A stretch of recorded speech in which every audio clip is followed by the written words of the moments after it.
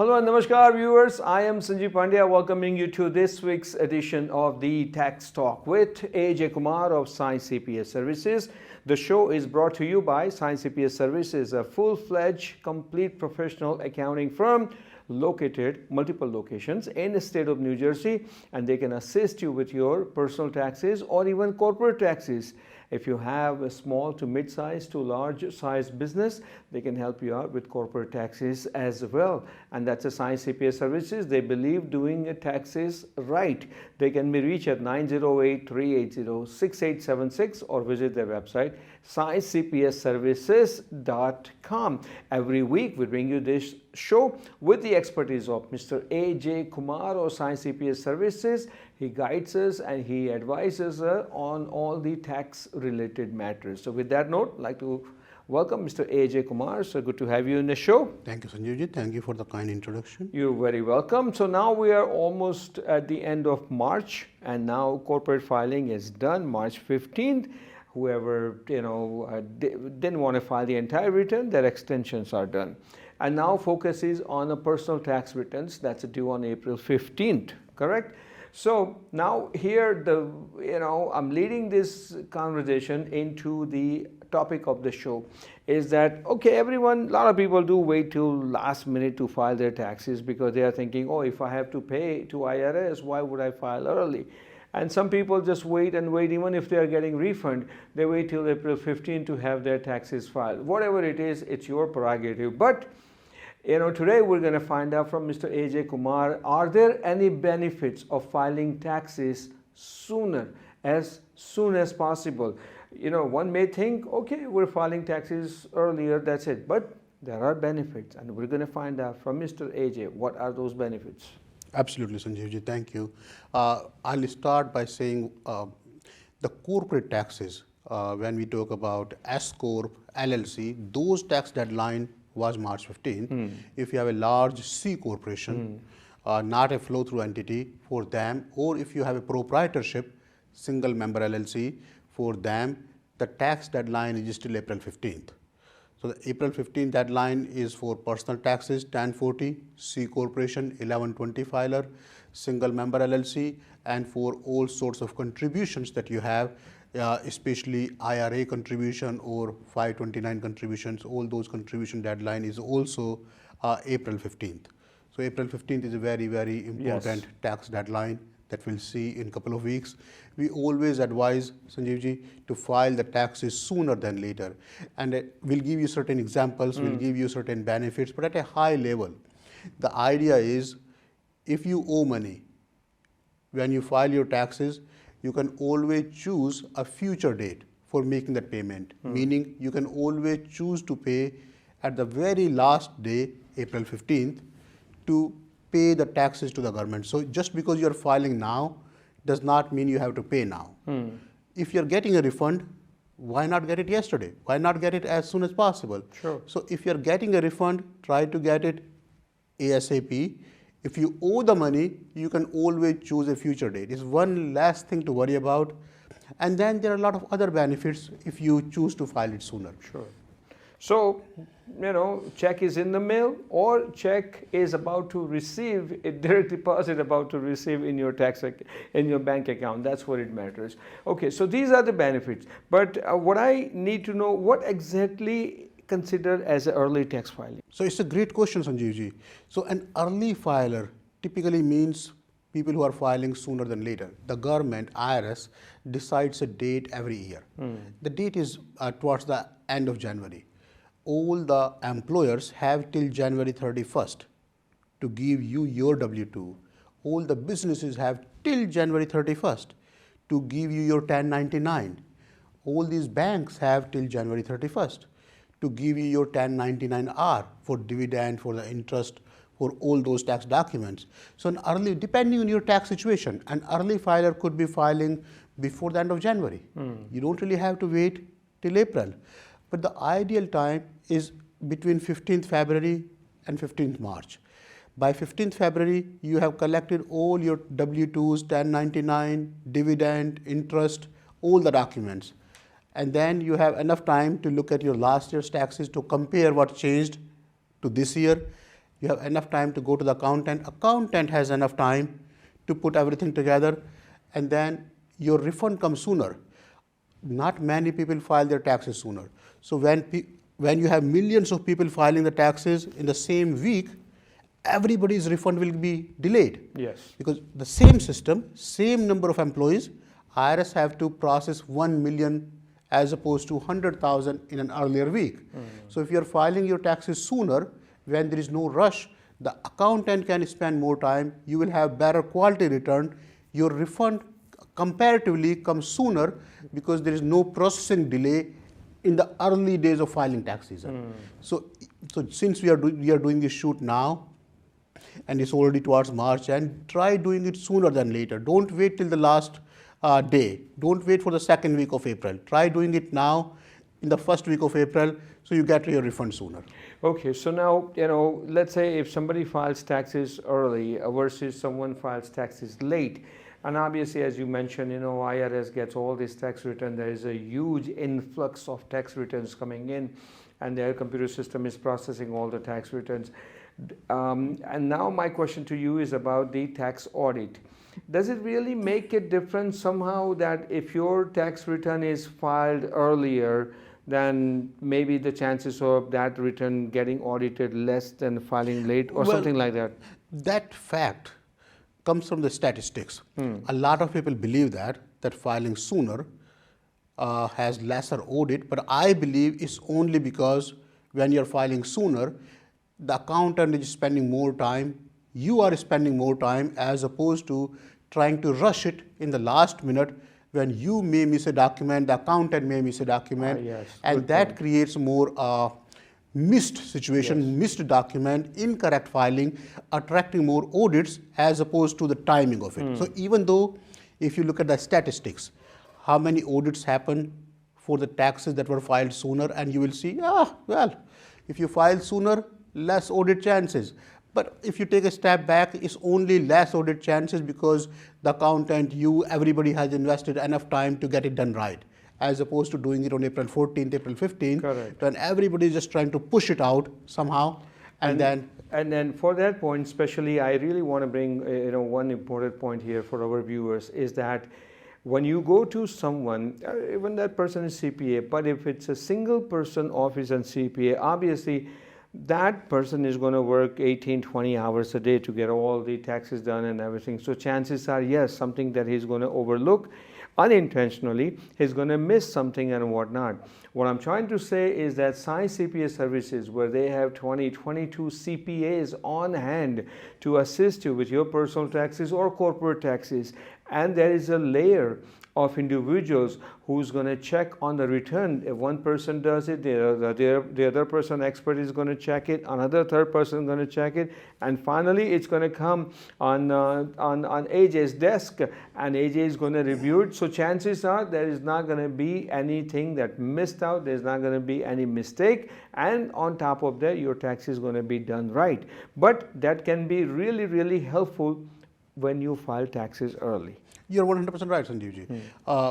We in the company have 4 pair of eyes that every single tax return has to go through. When you're doing thousands of tax returns and millions of numbers, everything starts jumbling together. Yes, Everything starts sort of coming together.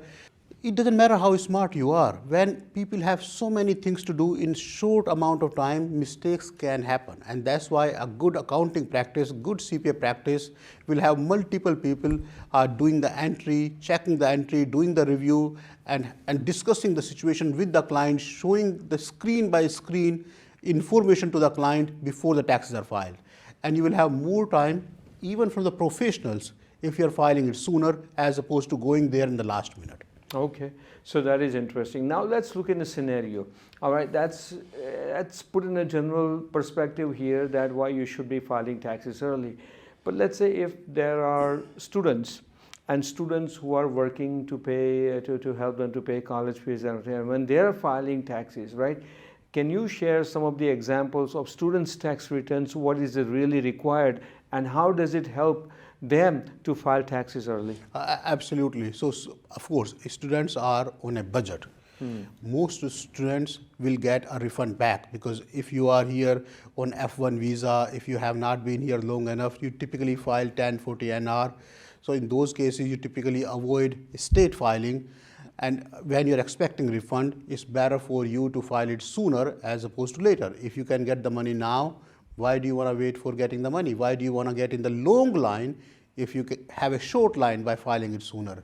At the same time, if you're planning to go for FAFSA, or if your parents are planning to apply for FAFSA, the student loan, the FAFSA company, the system will ask them to submit their tax return. Now in these days, instead of asking for the most recent tax return, they're asking for the previous year's tax return in a lot of cases, only because a lot of people have not filed the taxes. But if you can file your taxes sooner, it wouldn't be a bad idea. You can provide the most recent information for the FAFSA application. It will only help you go a long way in order for you to get the loan or the refund. Okay. All right, that's a good point, and that really helps, because sometimes you have to get some documents, I guess, from college. Absolutely. And then from federal 1098 government, tuition. 1098 tuition. Tuition yes. statement is what's typically needed, but I mean all these things goes together, and it becomes troublesome when you are calling the school system. And think about it, all these schools have thousands of students like you. If everybody called on April 14th, April 15th for their tuition statement, the school wouldn't be able to handle it. Okay. And that's why a lot of people miss the tuition statement, miss the rebate, miss the credit, and end up filing late. Okay, so now, and then quickly in 2 minutes, I want to cover this topic. It just, came to my mind. Let's picture a family of 4, husband, wife, and 2 children. Okay, husband and wife, they both are working. Children are young, so they are saving money in a 501c3 and all the other things. They both have 401ks. They are trying to put as much money possible for their children's college fund and put it together. They have 401k also. They have, let's say, other stock invested portfolio and everything, right? Just quickly tell us that what kind of documents they should be putting it together. Let's say they haven't filed the tax return yet and they're waiting for April 15th or beginning of April. Quickly, let's help out with our viewers to see what kind of documents they should start putting it together without missing one. Absolutely. Great question, Sanjeevji. So first of all, a W-2 from the job. If you own any businesses, you should get a K-1 from the business. If you have some side income, consulting income, there may be a 1099 that's coming for that consulting income. If you do have a 1099, please try to put a table as what were the expenses around the 1099, meaning in order to earn that side income, what did you have to spend? You probably had to travel, buy some supply, buy some uniform, buy some phone, internet, utilities, iPad, whatever you had to do, whatever you had to spend to earn that income, that's also necessary. At the same time, you will probably have the dividend document. Sanjeevji was mentioning 529 plan, 401k plan. 401k typically does not have a separate document. 401k shows up on the W-2. 529, we don't really need a confirmation, just your contribution confirmation will be sufficient. But then if you have the stock transactions, you probably have a 1099 DIV that you can go to the investment bank's website. In the year-end tax document, you should be able to download something. If you have a rental property, then see how much rent came in, how much was the property tax, how much was the mortgage interest. And just remember, the property tax limit that everybody is talking about, $10,000 SALT limit, is only for the primary home. When it comes to the rental property, there is no such limit. You can claim as much interest as you paid.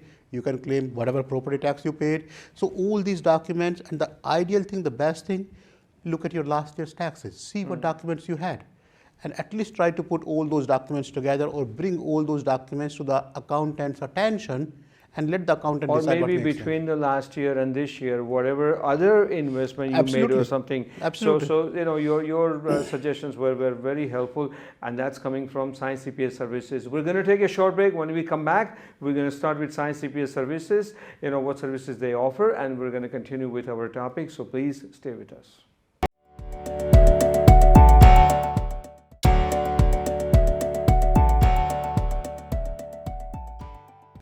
Did you know what's the average refund for the year 2024? Well, the average refund for a family is $3,145 in America, which is 6% higher than the prior year. A lot of people owe taxes, But on an average, the average refund is $3,145 per family. Very nice. Interesting to know. Can I do my did you know version? Absolutely, please. I can do that? All right. Did you know that Sai CPA Services, located in the state of New Jersey with multiple locations, can assist you professionally with your tax returns, personal or corporate tax returns, because they have on their hand very trained, educated, knowledgeable CPAs. Not too many firms would have their, multiple CPAs. They have over 20 CPAs and then the other staff members who go through each and every single tax return from start to finish.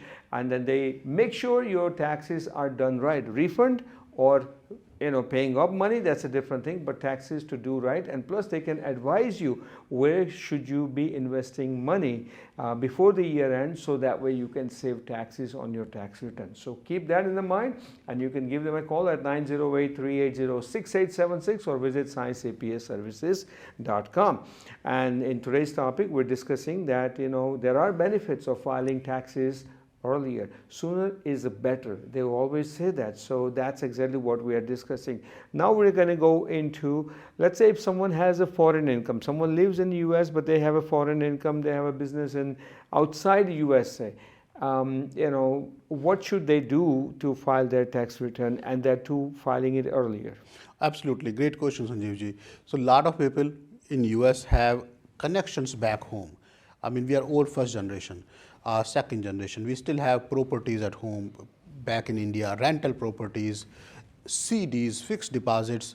So if you have that type of situation, then first question you ask, do you file the Indian taxes?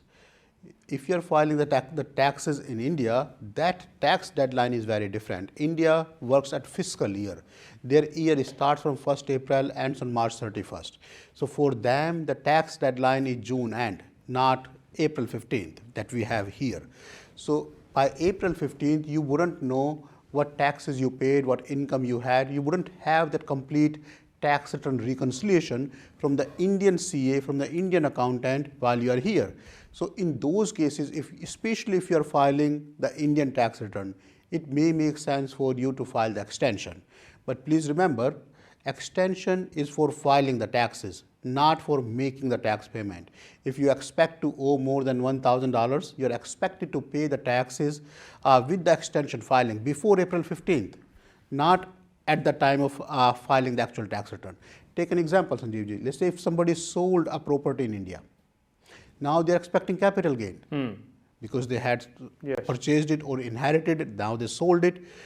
Now with all these capital gains coming in, you don't know how much the capital gains are, because you're filing taxes in India, and then whatever taxes you're paying to the Indian government, you want to claim those taxes as an offset over here in US. But you wouldn't know the actual amount until the Indian taxes are filed. Correct. Then you estimate the amount, file the extension in the US, pay some extra money to the IRS, to the state, so you don't owe any penalties while you're filing the taxes. Okay. Interesting. So these are the things that people should really keep in mind when there is a foreign income involved in it. All right. So now we discussed the benefits of filing taxes sooner and how it can really help.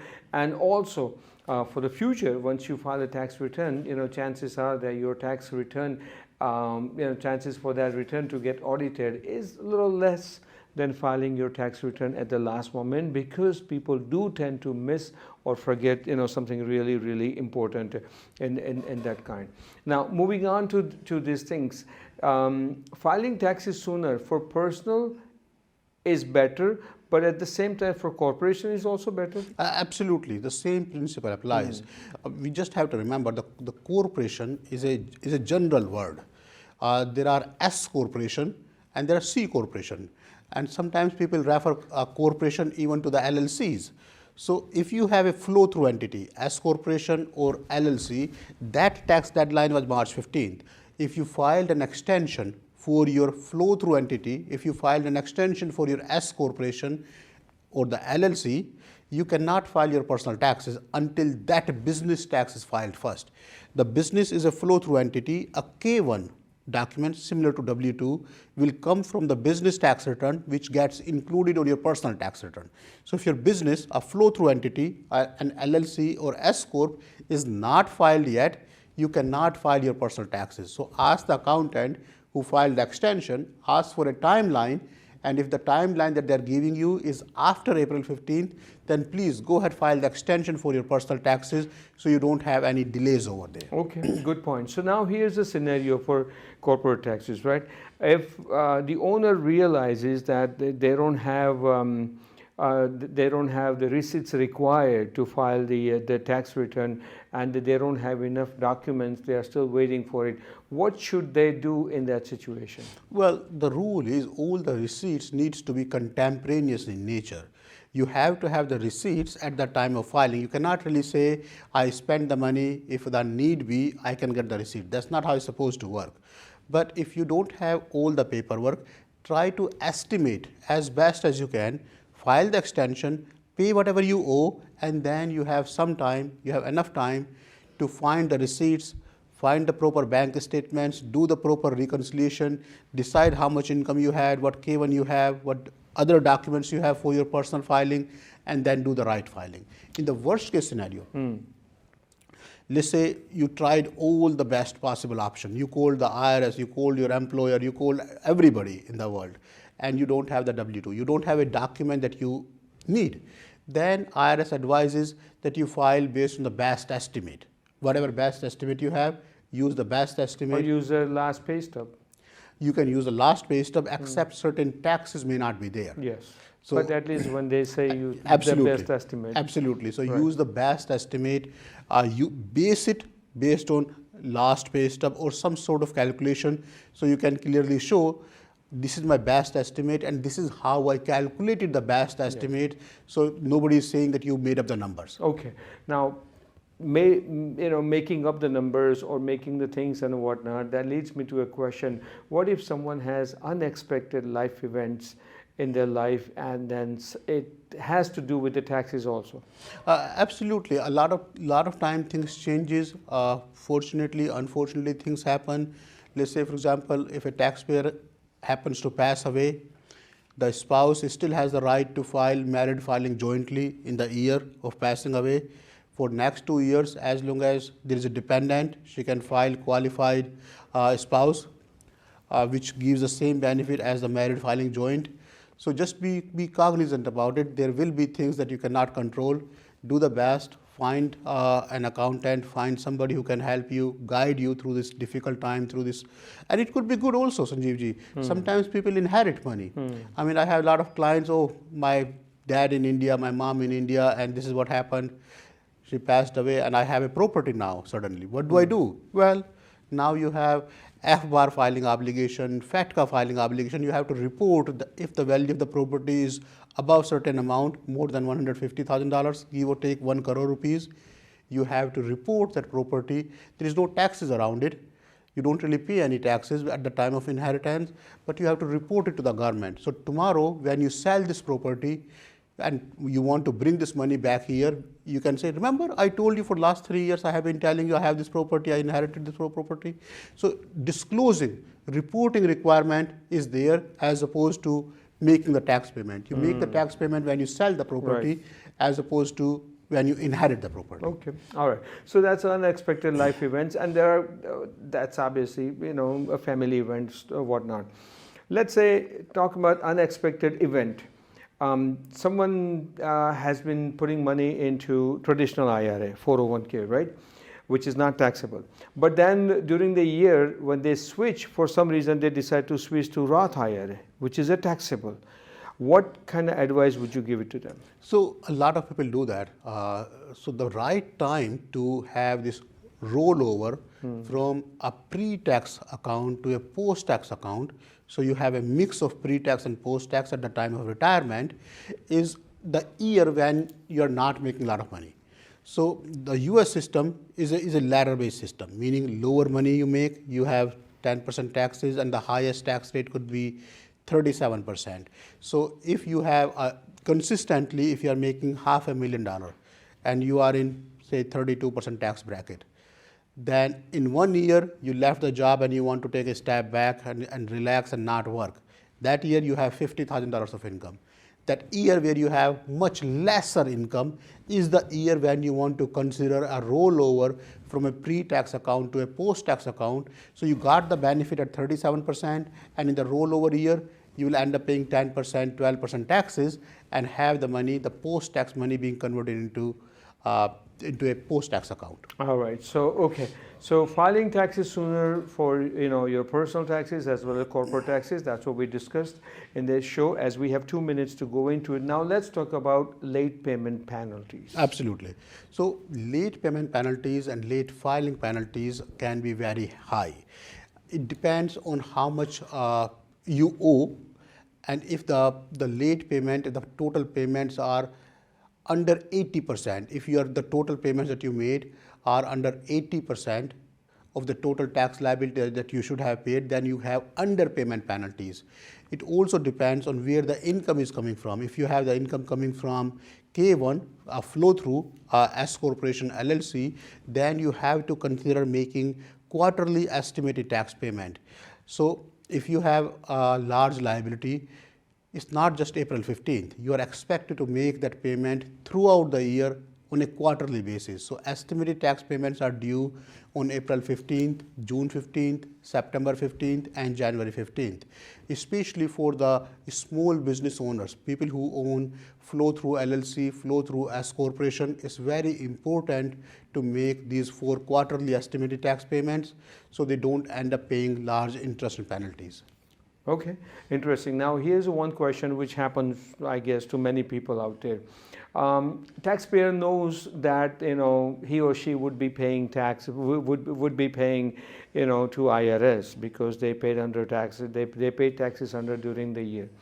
Right before April 15th, if taxpayer realizes after looking at the tax return that tax liability is much higher than what they had planned. For example, let's say if it's a $2,000 and they planned for $1,000 and they don't have extra money, what do they do? Well, they can always get a payment plan. So IRS allows up to 6 years for a payment plan. If the liability is under $50,000, you can get an automatic payment plan through the IRS website, through the softwares.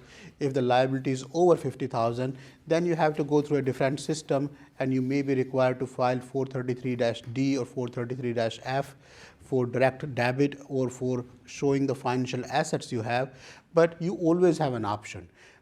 Please remember, the tax liability is a function of taxable income. The fact that you have large tax liability only means you made large amount of money. You had large income. That's the only reason you have large tax liability, because you were not paying enough upfront. But again, you have 6 years for the installment plan, and IRS, these people at IRS are very, very kind. They have a job to do. They are not against you. They don't want to be coming behind you. You do the right thing and you'll be okay. Because they could be one of them also, right? Absolutely. They are the taxpayers Absolutely. too. I'm glad you asked. All IRS employees are required to file their taxes on time and keep it very clean. You cannot be working with IRS if your tax situation is not 100% clean. Correct, exactly. All right, viewers, as we are getting closer to the end of the show, it's time for a quote of the day from Mr. AJ. Great, Sanjeevji. So only 2 things are certain in life. It's death and taxes we can help you with. All right. Yes, it's very true. And the other true thing is, yes, there is one thing certain, that during the tax season, there will be a tax talk show right here on ITV. So until we meet again next week, same place, same time, I am Sanjeev Pandya, wishing you all happy and tax-free days ahead. And AJ, thank you so very much for your time and for your guidance and knowledge. Do check out next week's episode for more on taxes. Once again, the show is brought to you by Science CPA Services. Visit their website, sciencecpaservices.com. Thank you. Thank you.